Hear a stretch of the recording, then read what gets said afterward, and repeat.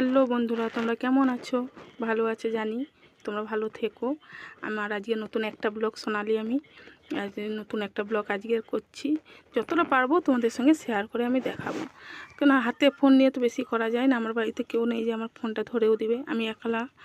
আর ওই জন্য আমি যতটা পারি তোমাদের সঙ্গে শেয়ার করবো। আজকে অনেক দেরি হয়ে গেছে আমার চান টান করতে, 7:30 8টার মধ্যে আমি চান করে নিই, কিন্তু আজকে আর হয়নি। যে কারেন্ট ছিল না, জলও ছিল না বাড়িতে, এই আসবে সেই আসবে করে কারেন্ট, কালকে রাত্রের থেকে কারেন্ট নেই জানো। কখন কি করব চিন্তায় আমার মাথা ধরে যাচ্ছিল।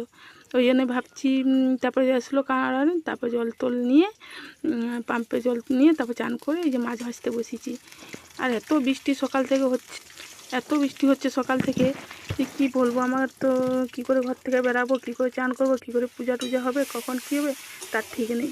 এই যে মাছ ভাজা হয়ে গেছে, মাছের ঝালও হয়ে গেছে, ঝালের মশলা ভাজছি হয়নি, সরি, ভাজা হচ্ছে।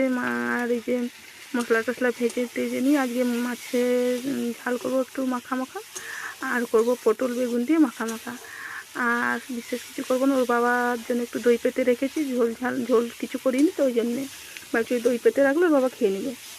আর আমার জন্য দুটো রুটিও বানাতে হবে, না বানালে খাবো কি। আর আমি তো, আমার তো শরীর অসুস্থ থাকে, তো আমি ওই জন্য সকালে মুড়ি কম খাই, রুটিটাই বেশি খাই। এই যে দেখছো দই পেতে রেখেছি, মশলাটা ভাজা হচ্ছে, এখনও হয়নি রান্না। আমার মাছও হয়ে গেছে রান্না, সবটা তো ফোনে দেখাতে পারি না, ওই জন্যে যতটা পারি তোমাদের সঙ্গে শেয়ার করবো। এইদিকে রুটি বানাচ্ছি একদিকে, আর একদিকে কড়াইতে তরকারি নাড়ছি।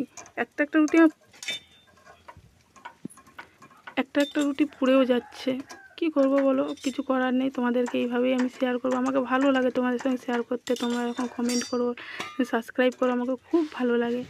তোমরা এরকমই পাশে থেকো, সাবস্ক্রাইব করো, কমেন্ট করো, তাহলে তো আমাকে ভালো লাগবে, আমাকে উৎসাহ লাগবে যে আমি আরও যেন ভালো ভালো ভিডিও তোমাদেরকে বানাতে পারি, তোমাদেরকে দেখাতে পারি আমি কি করি কি না। আর এই জন্যে একটা রুটি, আমার 3টে রুটি বানাবো, 3টে রুটিও আমার হয়ে গেল। এদিকে কড়াইতেও তরকারিটা হচ্ছে আস্তে আস্তে, এখন অনেক বেলা হয়ে যাচ্ছে, 10টা পেরিয়ে গেছে। এদিকে আমার বাড়িতে এখন অনেক কাজ বাকি এখন আছে, ধোয়া মাজা অনেক কিছু বাকি আছে। এই মাছের ঝাল, গেঁড়ি আলুর তরকারি সকালে না মুড়ি খাওয়ার জন্য করেছিলাম। আর ওইখানে তিল বেটে খেলে, তিলটা প্রথমে ছাড়াতে হয়, তারপর বেটে খেলে খুব ভালো লাগে। এখানে রুটি হয়ে গেছে আমার, একদিন তিল বেটে খাবেন, খুব ভালো লাগবে খেতে। এই তরকারিটাও হয়ে এসছে, আর নাম করিয়ে দেবো। আর দেরি করছি না, বেশি কিছু বলছি না। তোমরা সবাই ভালো থেকো। পুজো এসছে, তোমাদের কটা জামা কাপড় কেনা হলো সেটাও জানাবে। তোমাদের এখানে কটা ঠাকুর হয়েছে। আচ্ছা ঠিক আছে, রাখছি, ভালো থেকো, সুস্থ থেকো।